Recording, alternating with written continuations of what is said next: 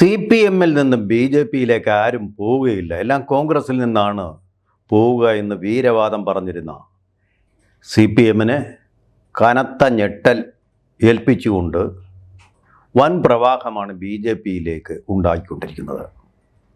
കഴിഞ്ഞ ദിവസം ഏറ്റവും വലിയ പോരാളിയായിരുന്ന, പ്രത്യേകിച്ച് അന്തിച്ചർച്ചകളിലെ പോരാളിയായിരുന്ന റെജി ലൂക്കോസിനെ അവർക്ക് നഷ്ടപ്പെട്ടു. റെജി ലൂക്കോസ് പറയുന്നത്, ഇത്രയും നാൾ താൻ ആ പാർട്ടിക്ക് വേണ്ടി വാദിച്ചത് വ്യർത്ഥമായി പോയി, അതുകൊണ്ടാണ് വികസനത്തിൻ്റെ പന്ഥാവിലേക്ക് കേരളത്തിലേക്ക് കൊണ്ടുവരാൻ, അതുപോലെ തന്നെ ഇവിടുത്തെ വിദ്യാർത്ഥികൾക്ക് ഇവിടെ തന്നെ തൊഴിൽ കിട്ടാൻ BJP കൂടെ ചേരുന്നതാണ് നല്ലത്. കേരളം ഞങ്ങൾ ഇങ്ങ് കയ്യേറുക എന്നാണ് അദ്ദേഹം ഉപയോഗിച്ച വാക്ക്. കയ്യേറുക എന്നുള്ള വാക്കിന് വനം കയ്യേറുക എന്നൊക്കെ പറഞ്ഞിട്ടുള്ള ഒരർത്ഥം കൂടിയുണ്ട്. അത് വളരെ പ്രസക്തമായ ഒരു വാക്കാണ്. മധ്യ കേരളത്തിലെ, മധ്യ തിരുവിതാംകൂറിലെ കർഷകരെ സംബന്ധിച്ചിടത്തോളം അവർ ഏറിയ പേരും വനാന്തരങ്ങളിലേക്ക് ഭൂമി അവിടെ ഫലഭൂയിഷ്ടമാക്കിക്കൊണ്ട് അവിടെ കൃഷിയൊക്കെ ഇറക്കി, കാട് തെളിച്ച് കൃഷി ഇറക്കിയ ആൾക്കാരാണ്. അധ്വാന വർഗമെന്നാണ് KM മാണി അവരെ വിശേഷിപ്പിച്ചത്. കൃഷിയും തൊഴിലും ഒരുമിച്ച് ചെയ്യുന്ന ഒരു വിഭാഗം ആൾക്കാരാണ്. അപ്പോൾ ആ ഒരു മേഖലയിലാണ് റെജി ലൂക്കോസും ഉള്ളത്. കടുത്തുരുത്തി മേഖല അതിൻ്റെ അതിർത്തി പ്രദേശമാണ്. അവിടെ തന്നെ അദ്ദേഹം MLA ആകുമെന്നാണ് പ്രതീക്ഷിക്കുന്നത്. പക്ഷേ യാതൊരു MLA മോഹവുമില്ലാതെ CPM-ൻ്റെ 3 വട്ടക്കാലം 15 വർഷം MLA ആയിരുന്ന S രാജേന്ദ്രൻ ഇപ്പോൾ BJP-യിലേക്ക് ചേർന്നു. റെജി ലൂക്കോസ് അത്ര വലിയ പ്രത്യയശാസ്ത്ര അടിത്തറയുള്ള നേതാവൊന്നും ആണെന്ന് അദ്ദേഹത്തിൻ്റെ ഈ ചർച്ചകളിൽ നിന്നും വാദങ്ങളിൽ നിന്നും ഒന്നും തോന്നിയിട്ടില്ലെങ്കിൽ S രാജേന്ദ്രൻ അങ്ങനെയല്ല. അദ്ദേഹം തൊഴിലാളികൾക്കിടയിൽ പ്രവർത്തിച്ചപ്പോഴും പാർട്ടിയുടെ പ്രത്യയശാസ്ത്ര ബോധ്യമുള്ള ഒരു വ്യക്തിയായിരുന്നു. അദ്ദേഹം നമുക്കറിയാവുന്നതുപോലെ 2006 ദേവികുളം MLA ആയി. പക്ഷേ തുടർച്ചയായിട്ട് 3 തവണ MLA ആയി. പക്ഷേ 2021 അദ്ദേഹത്തിന് ആ സീറ്റ് കിട്ടിയില്ല, ദേവികുളം സീറ്റ് കിട്ടിയില്ല. അതിനെ തുടർന്ന് അദ്ദേഹത്തിന് കുറച്ച് അസ്വസ്ഥത ഉണ്ടായിരുന്നു. അദ്ദേഹം BJP-യിലേക്ക് പോകുമെന്നൊക്കെയുള്ള വാർത്തകൾ അന്ന് പ്രചരിച്ചിരുന്നു. ഒരു BJP നേതാവ് അദ്ദേഹത്തെ വന്ന് കാണുകയും അതിനെക്കുറിച്ചുള്ള ഗോസിപ്പുകൾ മാധ്യമതലങ്ങളിൽ വളരെ സജീവമാവുകയൊക്കെ ചെയ്തു. പക്ഷേ പാർട്ടിയുടെ നേതൃത്വം ഇടപെട്ടുകൊണ്ട് അങ്ങനൊരു സംശയം ദൂരീകരിച്ചു.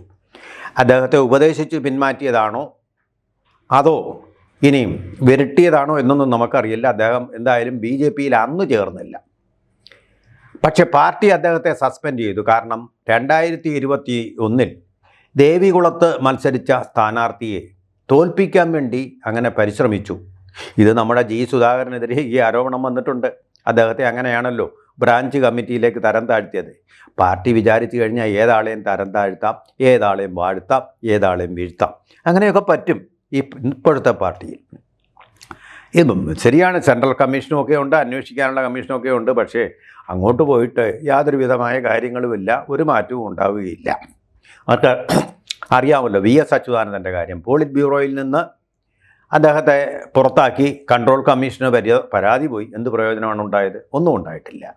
അത് അതേപടി അങ്ങ് സാധൂകരിക്കുക, പ്രത്യയശാസ്ത്ര ബോധ്യത്തോടു കൂടി ഇത് ശരിയായൊരു നടപടിയാണെന്ന് ഞങ്ങൾക്ക് തോന്നുന്നു എന്ന് അങ്ങ് വ്യാഖ്യാനിക്കുക. അവിടെ തീർന്നു, അതോടുകൂടി തീർന്നു.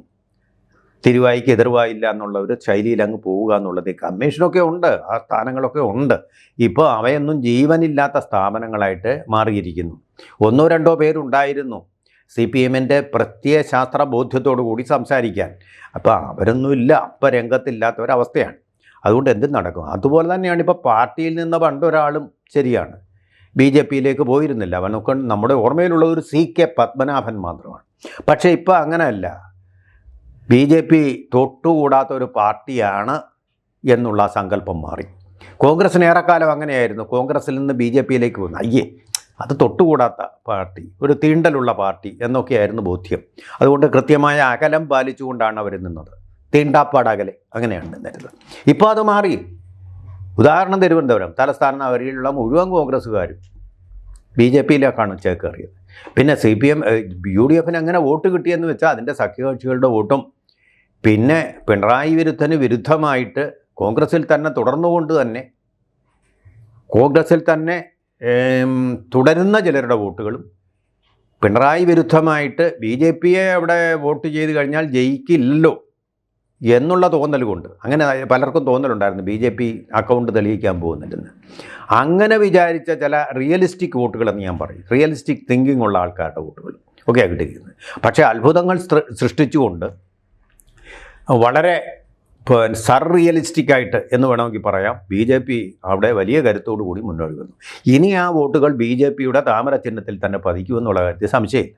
കാരണം ആളുകൾക്ക് മനസ്സിലായി BJP ഒരു ചെറുമീനല്ല, ഒരു നത്തോലിയല്ല എന്നുള്ളത് മനസ്സിലായി. ഒരു വലിയ തിമിംഗലമൊന്നും അല്ലെങ്കിലും അതൊരു മത്തി അയില ഇവിടെ ഒക്കെ ഒരു വലിപ്പമുള്ള ഒരു മീൻ, അത് വളർന്നു വന്ന് ചിലപ്പോൾ നാളെ തിമിംഗലമായിക്കൂടാ എന്നുള്ളൊരവസ്ഥ ഇപ്പോൾ ബോധ്യമായിട്ടുണ്ട്. അതുകൊണ്ടാണ് ഇങ്ങനെ ഒഴുകിപ്പോകാനൊരു തടസ്സം ഇപ്പം നീങ്ങിക്കിട്ടിയത്. CPM നിന്നിപ്പോൾ 2 പേർ, ഒരാഴ്ചക്കിടെ 2 പേരാണ് ഇപ്പോൾ CPMൻ്റെ പ്രമുഖ നമ്മൾ അറിയുന്ന നേതാക്കൾ. അറിയാത്ത നേതാക്കൾ ഒരുപാട് മാറുന്നുണ്ട് കേട്ടോ സ്ഥലങ്ങളിൽ, ബ്രാഞ്ച് കമ്മിറ്റികളിൽ, ലോക്കൽ കമ്മിറ്റി, ആ തലങ്ങളിലൊക്കെ ഒരുപാട് പേര് മാറിക്കൊണ്ടിരിക്കുന്നുണ്ട്. വോട്ടർമാരെന്നേ മാറിക്കഴിഞ്ഞു.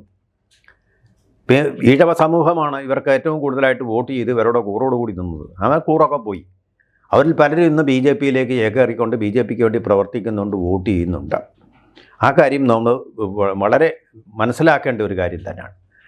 അപ്പോൾ ഇപ്പോൾ സംഭവിച്ചിരിക്കുന്നത് S. രാജേന്ദ്രൻ എന്ന് പറയുന്ന ആൾ ഇടുക്കിയിലെ അറിയപ്പെടുന്ന തോട്ടം തൊഴിലാളികൾക്കിടയിൽ പ്രവർത്തിക്കുന്ന ഒരു നേതാവാണ്. അദ്ദേഹം പറയുന്നുണ്ട് ഈ തെരഞ്ഞെടുപ്പിൽ ഞാൻ മത്സരിക്കുന്നില്ല. റെജി ലൂക്കോസ് അങ്ങനെ പറഞ്ഞിട്ടില്ല. നമ്മൾ കേട്ടെടുത്തോളം റെജി ലൂക്കോസ് അടുത്ത തവണ നിയമസഭാ തെരഞ്ഞെടുപ്പിൽ 2 മാസമേ ഉള്ളൂ, നിയമസഭാ തെരഞ്ഞെടുപ്പിൽ കടുത്തുരുത്തിയിൽ സ്ഥാനാർത്ഥിയായി വരും എന്നുള്ളതാണ്. അങ്ങനെ ഒരു കണ്ടീഷനുണ്ട് അവിടെ. വ്യവസ്ഥയോട് കൂടിയിട്ടുള്ള ആണ്, നിരുപാധികമായിട്ടുള്ള മാറ്റമല്ല എന്ന് കരുതണം. പക്ഷേ S. രാജേന്ദ്രൻ്റെ അങ്ങനെയല്ല. S. രാജേന്ദ്രൻ്റെ താല്പര്യം തോട്ടം തൊഴിലാളികളോടാണ്. അദ്ദേഹം പറഞ്ഞതനുസരിച്ചാണെങ്കിൽ ഈ വനം നിയമം ഇപ്പോൾ തോട്ടം മേഖലയിലെ ആൾക്കാരെ സംബന്ധിച്ചിടത്തോളം വളരെ പ്രതികൂലമാണ്. അപ്പോൾ അതിൽ മാറ്റം വരുത്തണം. അതിൽ മാറ്റം വരുത്താൻ വേണ്ടിയിട്ട് അദ്ദേഹം BJPയോട് ആവശ്യപ്പെട്ടിട്ടുണ്ട്. ആ മാറ്റം നിലവിൽ വരും എന്നുള്ള ഒരു പ്രത്യാശയിലാണ് അദ്ദേഹം പാർട്ടി മാറിയതെന്നാണ് അദ്ദേഹം സൂചിപ്പിക്കുന്നത്. പക്ഷേ എന്തായാലും നമുക്കറിയാൻ കഴിയുന്നത്, ഗ്രേപ്പ് വൈൻ വെച്ചിട്ട് നമുക്കറിയാൻ കഴിയുന്ന ഒരു കാര്യം, അത് വളരെ ശരിയുമാണ്. ഇപ്പോൾ അമിത്ഷാ കഴിഞ്ഞ ദിവസം ഒരു സമ്മേളനം ഡൽഹിയിൽ വിളിച്ചിരുന്നു. അതായത് അദ്ദേഹം കേന്ദ്ര ഗവൺമെൻറ്റിൻ്റെ ആഭിമുഖ്യത്തിലുള്ള സഹകരണ സംഘങ്ങൾ രാജ്യമെമ്പാടും പുഷ്ടിപ്പെടുത്താൻ പോവുകയാണ്. നേരത്തെ തന്നെ ഉണ്ട് അങ്ങനെയുള്ള സഹകരണ സംഘങ്ങൾ. അപ്പം നമ്മളിപ്പോൾ കാണുന്ന ഈ സഹകരണ സംഘങ്ങളെല്ലാം കേരള ഗവൺമെൻറ്റിൻ്റെ കീഴിൽ പ്രവർത്തിക്കുന്ന സഹകരണ സംഘങ്ങളും അവയുടെ ബാങ്കുകളുമാണ്, കേരള ബാങ്ക് ഉൾപ്പെടെ. ഓഫ് കോഴ്സ് അതിന് റിസർവ് ബാങ്കിൻ്റെ അംഗീകാരമുണ്ട്, അല്ലാതെ ഒരു ബാങ്കിനും പ്രവർത്തിക്കാൻ പറ്റില്ല. സഹകരണ സംഘം ചിലടത്ത് ബാങ്കിൻ്റെ പ്രവർത്തനം നടത്തുന്നുണ്ട്, അത് നിയമവിധേയമല്ല, നിയമവിരുദ്ധമാണ്. അവിടെ നിന്ന് പൈസ കിട്ടിയാൽ തിരിച്ചു കിട്ടി, അത്രയേ ഉള്ളൂ. കിട്ടിയില്ലെങ്കിൽ കിട്ടിയില്ല. റിസർവ് ബാങ്കിന് അതൊരു ഉത്തരവാദിത്വമില്ല. മറിച്ച് റിസർവ് ബാങ്കിൻ്റെ റെഗുലേഷൻസ് അനുസരിച്ച് പ്രവർത്തിക്കുന്ന ബാങ്കുകളിൽ നിങ്ങളുടെ പൈസ സേഫാണ്, അത് തിരിച്ചു കിട്ടും. ആ തരത്തിലാണ് അതിൻ്റെ റെഗുലേഷൻസ് വരുന്നത്. ഒരിക്കലും അത് നഷ്ടമാകുന്നില്ല. ആ വ്യത്യാസം കൂടെ മനസ്സിലാക്കിക്കൊണ്ട് ഇപ്പോൾ കേന്ദ്ര ഗവൺമെൻറ്റിൻ്റെ ആഭിമുഖ്യത്തിൽ വരുന്ന ബാങ്കിൻ്റെ, അത് റിസർവ് ബാങ്കിൻ്റെ അംഗീകാരമുള്ളതാണെങ്കിൽ തീർച്ചയായിട്ടും നിങ്ങൾക്ക് ആ പണം തിരിച്ചു കിട്ടും. ഇപ്പോൾ എല്ലാ നഗരങ്ങളിലും, ഇന്ത്യയിലെ എല്ലാ നഗരങ്ങളിലും ഈ ബാങ്കുകൾ വരാനാണ് പോകുന്നത്. അങ്ങനെ വന്നു കഴിഞ്ഞാൽ അവർക്ക് റിസർവ് ബാങ്കിൻ്റെ റെഗുലേഷൻ അനുസരിച്ചാണ് പ്രവർത്തിക്കുന്നതെങ്കിൽ നമ്മുടെ സംസ്ഥാനത്തിലെ സഹകരണ ബാങ്കുകൾ മുഴുവൻ പൂട്ടിക്കെട്ടേണ്ട ഒരവസ്ഥയിലേക്ക് വരും. അങ്ങനെ ഉള്ള ഈ സഹകരണ സംഘം അതിൻ്റെ ഒരു പ്രധാനപ്പെട്ട പദവിയിൽ S. രാജേന്ദ്രനെ ഇരുത്തുക എന്നുള്ള ഒരു ഉദ്ദേശം കൂടി അത് ഉണ്ട്. എന്ന് മാത്രമല്ല, തോട്ടം തൊഴിലാളികൾ എന്ന് പറയുന്നത് ഇപ്പോൾ പട്ടിണി വിളയുന്ന തോട്ടങ്ങളിലാണ് ഇവർ പ്രവർത്തിക്കുന്നത്, പലതും നഷ്ടത്തിലാണ്. ഈ റഷ്യയ്ക്കുള്ള സാങ്ഷൻ വന്നതോടുകൂടി തേയില വ്യാപാരത്തിലുമൊക്കെ വലിയ ഇടിവ് തട്ടിയിട്ടുണ്ട്. പല തോട്ടം ഉടമകളും തോട്ടങ്ങൾ വിട്ടിട്ട് പോയിട്ടുണ്ട്. നമുക്കറിയാം വേളാങ്കണ്ണിയുടെ മരണമൊക്കെ പാവപ്പെട്ട ഒരു തോട്ടം തൊഴിലാളിയുടെ മകളായിരുന്നു, വർഷങ്ങൾക്ക് മുമ്പ് നടന്നതാണ്. സ്കൂളിൽ പോകാൻ ആകെപ്പാടെ ഒരു ജോഡി യൂണിഫോമേ ഉണ്ടായിരുന്നുള്ളൂ. അതുകൊണ്ട് പലതവണ പോയപ്പോൾ അതിൽ സുഷിരങ്ങളും തുളകളും ഒക്കെ വീണിട്ട് വൃത്തിയായിട്ട് അടിച്ച് നനച്ച് അലക്കിയാണ് ഇത് കൊണ്ടുപോകുന്നത് കേട്ടോ. നല്ല വൃത്തിയുള്ള കുട്ടിയായിരുന്നു. അതിൻ്റെ ഫലമായിട്ട് കോട്ടൺ തുണിയല്ലേ, അതിൽ ധാരാളം പഴുതുകൾ പിന്നെ ദ്വാരങ്ങളൊക്കെ ഉണ്ടായി. സ്കൂളിലെ കുട്ടികൾ അങ്ങനെ കളിയാക്കി. അച്ഛാ എനിക്ക് വേറൊരു യൂണിഫോം വേണമെന്ന് പറഞ്ഞപ്പോൾ അച്ഛൻ കൈമലർത്തി. കാരണം ശമ്പളം കിട്ടുന്നില്ല, പൈസ ഇല്ലാതെ എങ്ങനെ ആരെങ്കിലും ഫ്രീ ആയിട്ട് കൊടുക്കുമോ തുണിക്കടയിൽ നിന്ന്. അവസാനം ഇവളെ എന്ത് ചെയ്തു, കുട്ടികളുടെ കളിയാക്കൽ സഹിക്കാൻ വയ്യാതെ കളിയാക്കലില്ലാത്ത ഒരു ലോകത്തേക്ക് സ്വയം രക്ഷപ്പെട്ടു.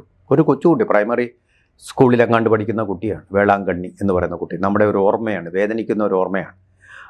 അങ്ങനെ വന്ന് അങ്ങനെയൊക്കെയുള്ള അവസ്ഥകൾ അത്രമാത്രം രൂക്ഷമാണ് അവരുടെ അവസ്ഥ എന്ന് പറയുകയാണ്, സുഡാനിലെ പോലെ. അങ്ങനെ ഒരു അവസ്ഥയിലുള്ള ആ തോട്ടം മേഖലയെ ഒന്ന് ശാക്തീകരിക്കാൻ എന്താ വേണ്ടത്? കൂട്ടായ്മ. അങ്ങനെ ഈ തോട്ടം മേഖലയിൽ കൂടി ഈ കേന്ദ്ര സഹകരണ സംഘത്തിൻ്റെ രൂപവൽക്കരിക്കാനുള്ള ഒരു ശ്രമവും കൂടി നടക്കുന്നുണ്ട്. അതിൻ്റെ ഭാഗമായിട്ടാണ് ഈ നിയോഗം രാജേന്ദ്രനെ ബി ജെ പിയിലേക്ക് ക്ഷണിച്ചത്. താനൊന്നും ആവശ്യപ്പെട്ടിട്ടില്ലെന്നും രാജേന്ദ്രൻ പറയുന്നുണ്ട്. അപ്പോൾ തോട്ടം മേഖല തൊഴിലാളികളുടെ സഹകരണ സംഘത്തിൻ്റെ ഒരു വലിയ ഭാരവാഹിയായിട്ട് അദ്ദേഹം ബി ജെ പിയിൽ പുനരവതരിക്കും എന്ന് തന്നെയാണ് നമ്മൾ പ്രതീക്ഷിക്കേണ്ടത്. അത് തീർച്ചയായിട്ടും അവിടുത്തെ തൊഴിലാളികൾക്കും ബി ജെ പിക്കും ഒക്കെ നല്ല കാര്യമാണ്. ഇനി നമ്മളൊരു കാര്യം ഓർക്കണം, പലരും ചോദിക്കുന്നത് അങ്ങനെ മാർക്സിസ്റ്റ് പ്രത്യയശാസ്ത്രത്തിൽ നിന്ന് ഇയാൾ എങ്ങനെ പോകുന്നു, ഇയാൾ എന്ത് മനുഷ്യനാണ്, പ്രത്യയശാസ്ത്ര ബോധ്യമില്ലേ?